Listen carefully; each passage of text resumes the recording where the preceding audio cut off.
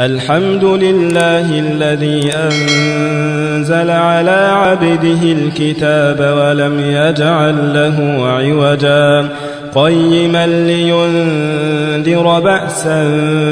شديدا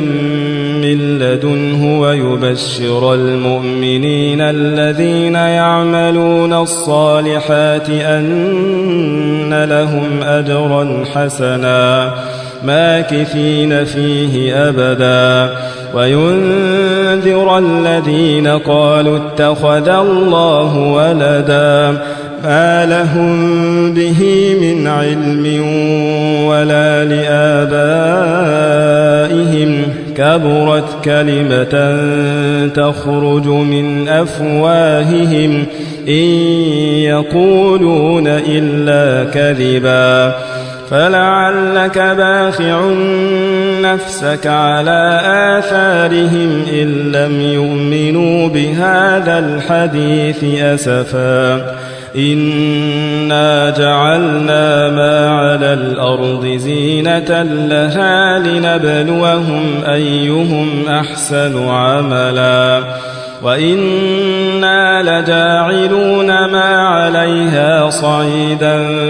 جرزا أم حسبت أن أصحاب الكهف والرقيم كانوا من آياتنا عجبا إذ أوى الفتية إلى الكهف فقالوا ربنا آتنا من لدنك رحمة وهيئ لنا من أمرنا رشدا فضربنا على آذانهم في الكهف سنين عددا ثم بعثناهم لنعلم أي الحزبين أحصى لما لبثوا أمدا نحن نقص عليك نبأهم بالحق إنهم فتية آمنوا بربهم وزدناهم هدى وربطنا على قلوبهم إذ قاموا فقالوا ربنا رب السماوات والأرض لن ندعو من دونه إلها لقد قلنا إذا شططا هؤلاء قومنا اتخذوا من دونه آلهة لولا يأتون عليهم بسلطان بين فمن أظلم ممن افترى على الله كذبا وإذ اعتزلتموهم وما يعبدون إلا الله فأووا إلى الكهف ينشر لكم ربكم من رحمته ويهيئ لكم من أمركم مرفقا وترى الشمس إذا طلعت تزاور عن كهفهم ذات اليمين وإذا غربت تقرضهم ذات الشمال وهم في فجوة منه ذلك من آيات الله من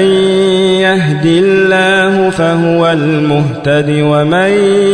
يضلل فلن تجد له وليا مرشدا وتحسبهم أيقاظا وهم رقود ونقلبهم ذات اليمين وذات الشمال وكلبهم باسط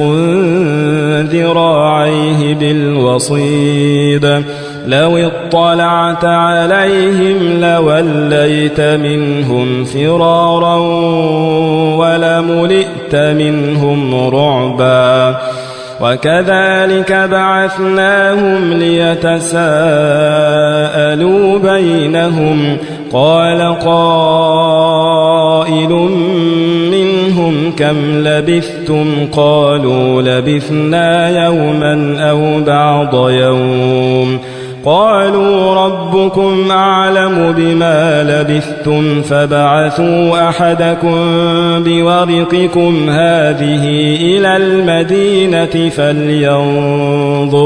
فلينظر أيها أزكى طعاما فليأتكم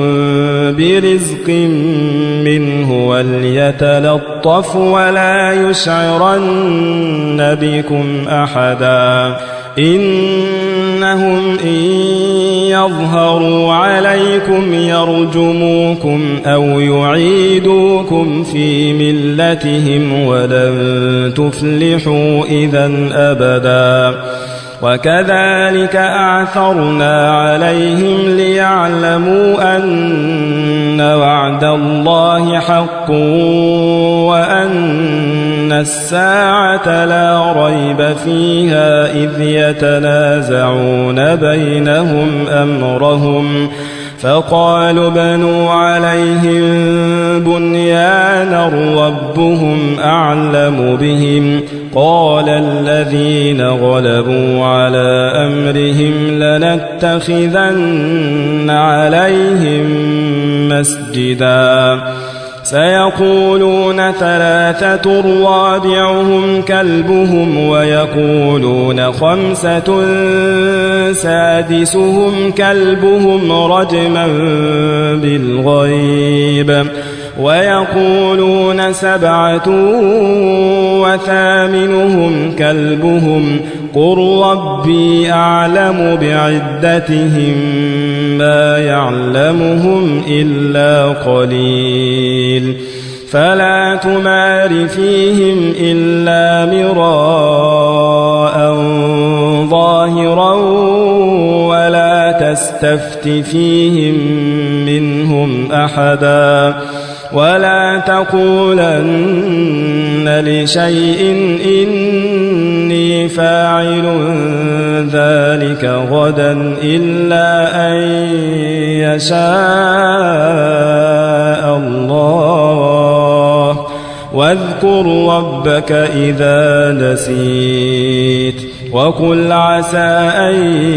يهديني ربي لأقرب من هذا رشدا ولبثوا في كهفهم 300 سنين وازدادوا 9 قل الله أعلم بما لبثوا له غيب السماوات والأرض أبصر به وأسمع ما لهم من دونه من ولي ولا يشرك في حكمه أحدا واتل ما أوحي إليك من كتاب ربك لا مبدل لكلماته ولن تجد من دونه ملتحدا واصبر نفسك مع الذين يدعون ربهم بالغداة والعشي يريدون وجهه ولا تعد عيناك عنهم تريد زينة الحياة الدنيا ولا تطع من أغفلنا قلبه عن ذكرنا واتبع هواه وكان أمره فرطا وقل الحق من ربكم فمن شاء فليؤمن ومن شاء فليكفر إنا أعتدنا للظالمين نارا أحاط بهم سرادقها وإن يستغيثوا يغاثوا بماء كالمهل يشوي الوجوه بئس الشراب وساءت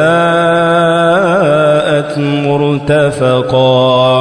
إن الذين آمنوا وعملوا الصالحات إنا لا نضيع أجر من أحسن عملا أولئك لهم جنات عدن تجري من تحتهم الأنهار يحلون فيها من أساور من ذهب ويلبسون ثيابا خضرا من سندس واستبرق متكئين فيها على الأرائك نعم الثواب وحسنت مرتفقا واضرب لهم مثل الرجلين جعلنا لأحدهما جنتين من أعناب وحففناهما بنخل وجعلنا بينهما زرعا كلتا الجنتين آتت أكلها ولم تظلم منه شيئا وفجرنا خلالهما نهرا وكان له ثمر فقال لصاحبه وهو يحاوره أنا أكثر منك مالا وأعز نفرا ودخل جنته وهو ظالم لنفسه قال ما أظن أن تبيد هذه أبدا وما أظن الساعة قائمة ولئن رددت إلى ربي لأجدن خيرا منها منقلبا قال له صاحبه وهو يحاوره أكفرت بالذي خلقك من تراب ثم من نطفة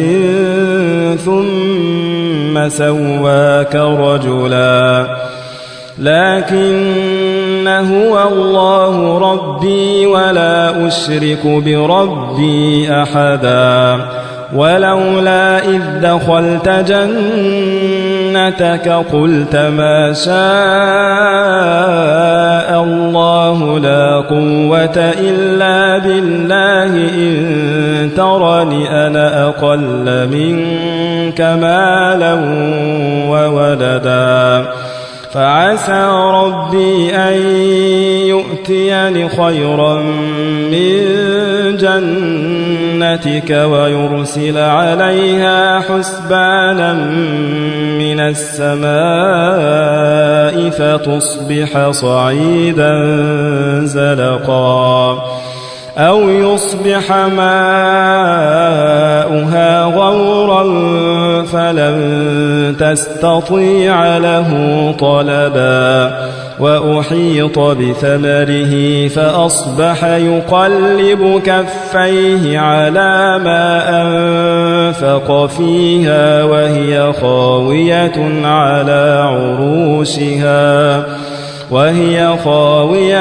على عروشها ويقول يا ليتني لم أشرك بربي أحدا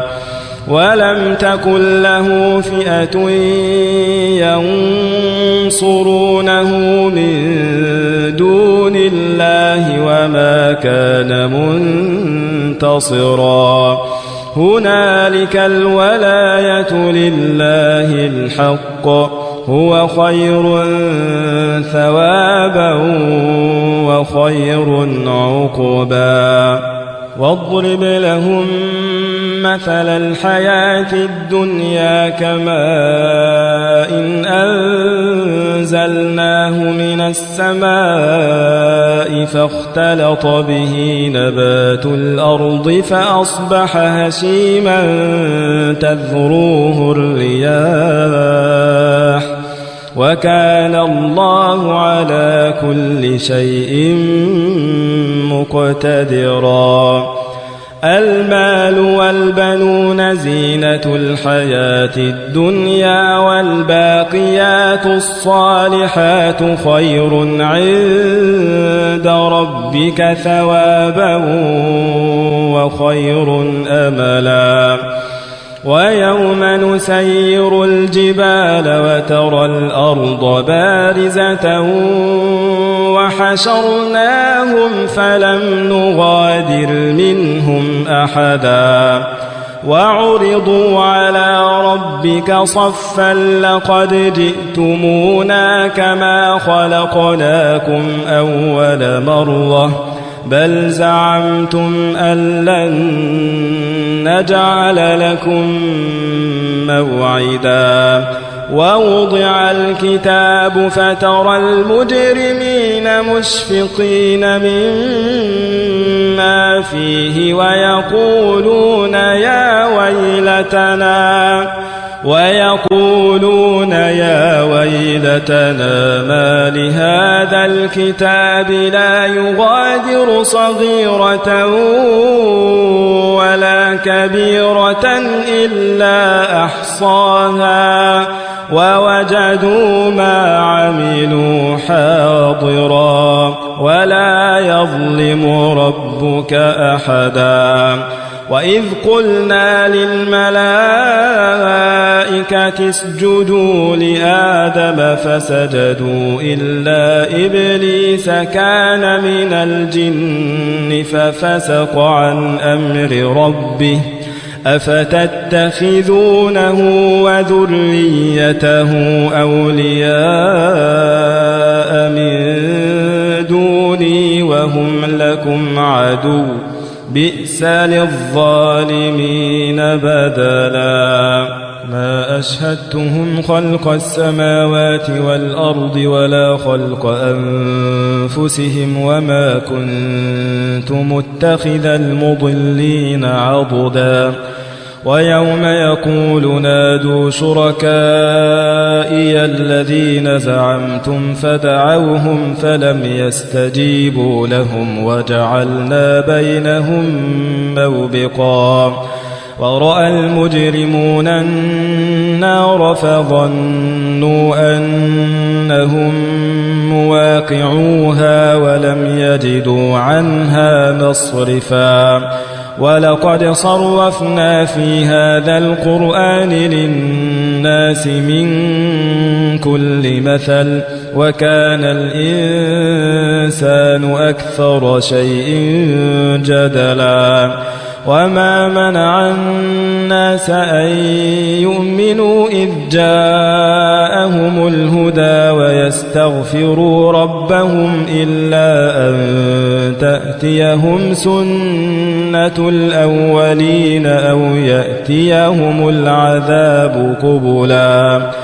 وما نرسل المرسلين إلا مبشرين ومنذرين ويجادل الذين كفروا بالباطل ليدحضوا به الحق واتخذوا آياتي وما أنذروا هزوا ومن أظلم ممن ذكر بآيات ربه فأعرض عنها ونسي ما قدمت يداه إنا جعلنا على قلوبهم أكنة أن يفقهوه وفي آذانهم وقرا وإن تدعهم إلى الهدى فلن يهتدوا إذن أبدا وربك الغفور ذو الرحمة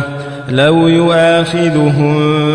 بما كسبوا لعجل لهم العذاب بل لهم موعد لن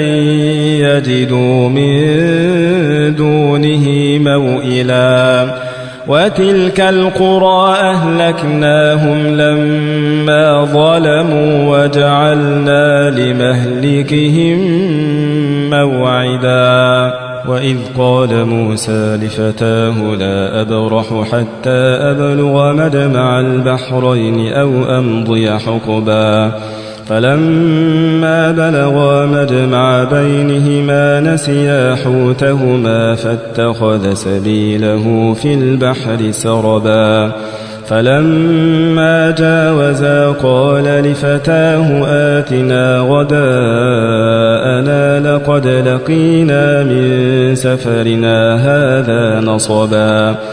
قال أرأيت إذ أوينا إلى الصخرة فإني نسيت الحوت وما أنسانيه إلا الشيطان أن أذكره واتخذ سبيله في البحر عجبا قال ذلك ما كنا نبغي فارتدا على آثارهما قصصا فوجدا عبدا من عبادنا آتيناه رحمة من عندنا وعلمناه من لدنا علما قال له موسى هل أتبعك على أن تعلمني مما علمت رشدا قال إنك لن تستطيع معي صبرا وكيف تصبر على ما لم تحط به خبرا قال ستجدني إن شاء الله صابرا ولا أعصي لك أمرا قال فإن اتبعتني فلا تسألني عن شيء حتى أحدث لك منه ذكرا فانطلقا حتى إذا ركبا في السفينة خرقها قال أخرقتها لتغرق أهلها لقد جئت شيئا إمرا قال ألم أقل إنك لن تستطيع معي صبرا قال لا تؤاخذني بما نسيت ولا ترهقني من أمري عسرا فانطلقا حتى إذا لقيا غلاما فقتله قال أقتلت نفسا زكية بغير نفس لقد جئت شيئا نكرا قال ألم أقل لك إنك لن تستطيع معي صبرا قال إن سألتك عن شيء بعدها فلا تصاحبني قد بلغت من لدني عذرا فانطلقا حتى إذا أتيا أهل قرية استطعما أهلها فأبوا أن يضيفوهما فوجدا فيها جدارا يريد أن ينقض فأقامه قال لو شئت لاتخذت عليه أجرا قال هذا فراق بيني وبينك سأنبئك بتأويل ما لم تستطع عليه صبرا أما السفينة فكانت لمساكين يعملون في البحر فأردت أن أعيبها وكان وراءهم ملك يأخذ كل سفينة غصبا وأما الغلام فكان أبواه مؤمنين فخشينا أن يرهقهما طغيانا وكفرا فأردنا أن يبدلهما ربهما خيرا منه زكاة وأقرب رحما وأما الجدار فكان لغلامين يتيمين في المدينة وكان تحته كنز لهما وكان أبوهما صالحا وكان أبوهما صالحا فأراد ربك أن يبلغا أشدهما ويستخرجا كنزهما رحمة من ربك وما فعلته عن أمري ذلك تأويل ما لم تسطع عليه صبرا ويسألونك عن ذي القرنين قل سأتلو عليكم منه ذكرا إنا مكنا له في الأرض وآتيناه من كل شيء سببا فأتبع سببا حتى إذا بلغ مغرب الشمس وجدها تغرب في عين حمئة ووجد عندها قوما قلنا يا ذا القرنين إما أن تعذب وإما أن تتخذ فيهم حسنا قال أما من ظلم فسوف نعذبه ثم يرد إلى ربه فيعذبه عذابا نكرا وأما من آمن وعمل صالحا فله جزاء الحسنى وسنقول له من أمرنا يسرا ثم أتبع سببا حتى إذا بلغ مطلع الشمس وجدها تطلع على قوم لم نجعل لهم من دونها سترا كذلك وقد أحطنا بما لديه خبرا ثم أتبع سببا حتى إذا بلغ بين السدين وجد من دونهما قوما لا يكادون يفقهون قولا قالوا يا ذا القرنين إن يأجوج ومأجوج مفسدون في الأرض فهل نجعل لك خرجا على أن تجعل بيننا وبينهم سدا قال ما مكني فيه ربي خير فأعينوني بقوة أجعل بينكم وبينهم ردما آتوني زبر الحديد حتى إذا ساوى بين الصدفين قال انفخوا حتى إذا جعله نارا قال آتوني أفرغ عليه قطرا فما استطاعوا أن يظهروه وما استطاعوا له نقبا قال هذا رحمة من ربي فإذا جاء وعد ربي جعله دكاء وكان وعد ربي حقا وتركنا بعضهم يومئذ يموج في بعض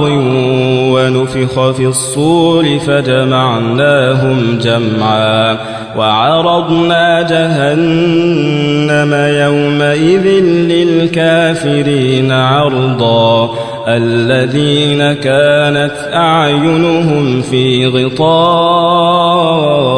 عن ذكري وكانوا لا يستطيعون سمعا أفحسب الذين كفروا أن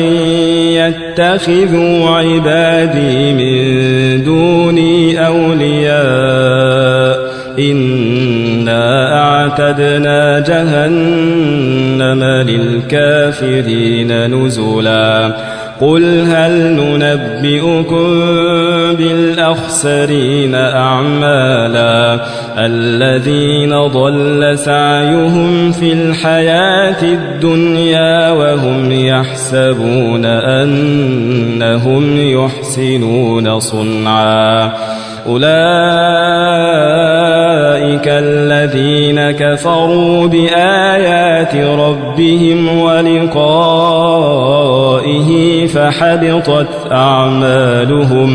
فحبطت أعمالهم فلا نقيم لهم يوم القيامة وزنا ذلك جزاؤهم جهنم بما كفروا واتخذوا آياتي ورسلي هزوا إن الذين آمنوا وعملوا الصالحات كانت لهم جنات الفردوس نزلا خالدين فيها لا يبغون عنها حولا قل لو كان البحر مدادا لكلمات ربي لنفد البحر قبل أن تنفد كلمات ربي ولو جئنا بمثله مددا قل إنما أنا بشر مثلكم يوحى إلي أنما إلهكم إله واحد فمن كان يرجو لقاء ربه فليعمل عملا صالحا ولا يشرك بعبادة ربه أحدا.